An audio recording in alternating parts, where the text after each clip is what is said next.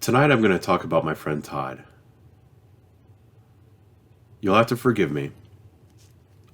I haven't spoken to Todd in 16 years. My memory is a little foggy,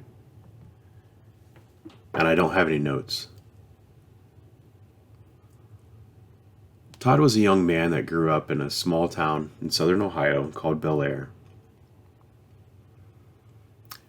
Like a lot of kids, Todd wasn't raised by his mother and father. Rather, he was raised by his grandmother. That's who he called Mom. Todd had a dream of eventually making something of himself and getting out of that small town. The way he chose to do it was by joining the Army. Prior to making it to basic training, Todd had to lose over 100 pounds. He accomplished this goal because Todd was a very determined young man. Shortly after basic training and becoming a military police officer, Todd was assigned to my team to be my machine gunner. We then deployed to Iraq. I remember one of our first missions in country. We were given a grid coordinate. We were told that at that grid coordinate is a police station, and we have intelligence that that police station is going to be attacked later in the evening.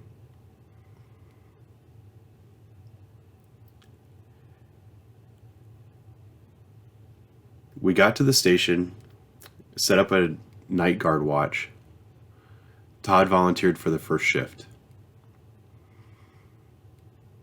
I told everyone to get some sleep, and I volunteered for the second. When I went up to relieve Todd 2 hours later, he refused to come down. He told me that if anyone was going to do any killing that night, it was going to be him.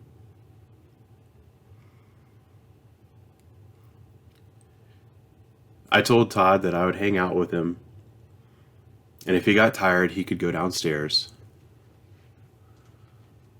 But he never did. 2 hours later, someone came up to relieve me. I told him to relieve Todd, which again he refused. And I couldn't go back downstairs with one of my guys still upstairs, refused to come down, so I sat with him. And then the next person that came up to relieve us, we both told them to go back downstairs.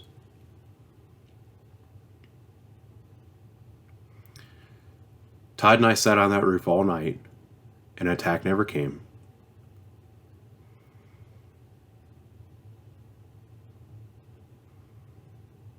Todd's one of those people that was absolutely loved by everybody, and he loved everybody too.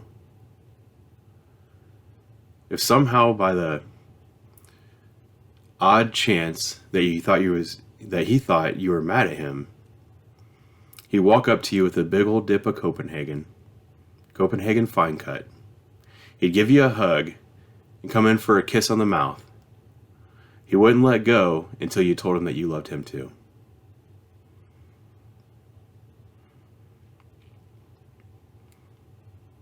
On December the 10th, 2003,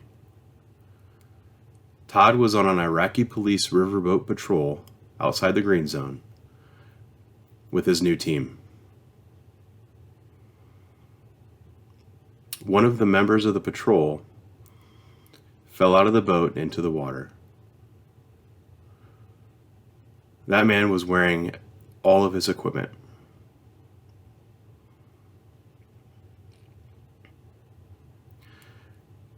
Todd, being the man that he is, stripped his gear and dove in after him.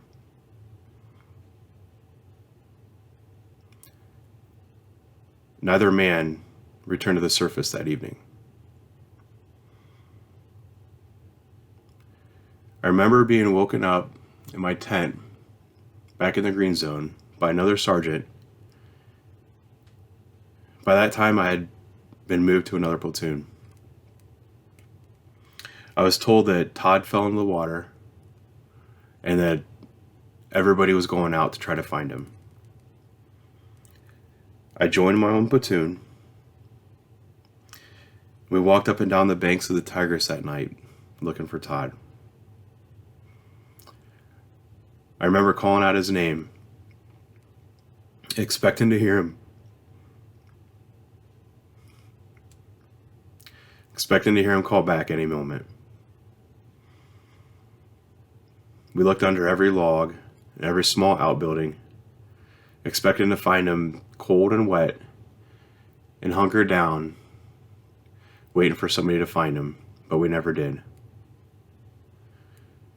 Eventually the sun came up, we had to return to base, and we were relieved by other members of our company, as well as some Iraqi police divers who continued the search.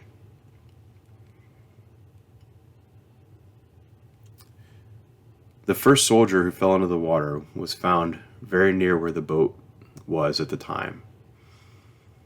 He was wearing all of his equipment, so he sank to the bottom and was easy to find. Todd wasn't with him.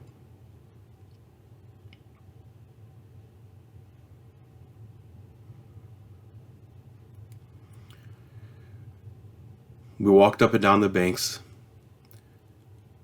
for 2 weeks, and we never found him. December 10th, the day that Todd fell in the water, was supposed to be our final day of missions in country. After that, we were supposed to stop doing missions and start packing up and cleaning and preparing to deploy back to Kuwait so we can come back to the States. After 2 weeks of searching and not finding him, we were ordered to deploy back to Kuwait. We did so under protest, but there is no way of knowing how long it would take to find him.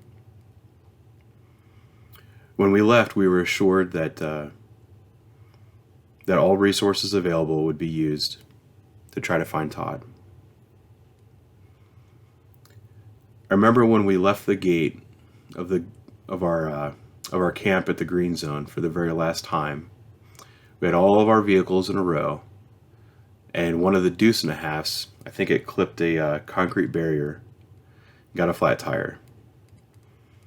It takes a long time to change a tire on a deuce and a half. Once the tire was changed, we started moving again. And just before we got outside of radio range, our company commander got word that Todd had been found.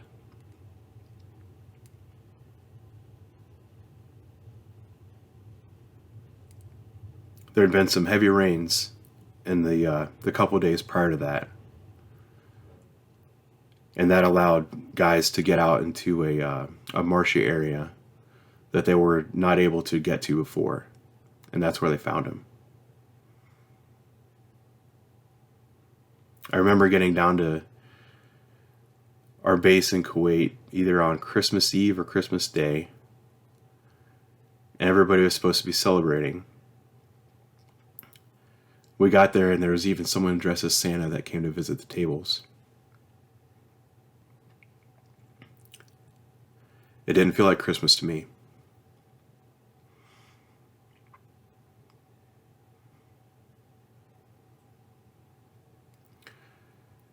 We eventually came back to the U.S. We returned to some base in Virginia. I was chosen to be one of the media representatives for my company. They had a bunch of soldiers lined up. Some reporters came by to talk to us. I remember talking to this female reporter. She asked me what happened to Todd, and I told her. And I remember her reply to me was something to the effect of, "Oh, it sounds like he was just at the wrong place at the wrong time."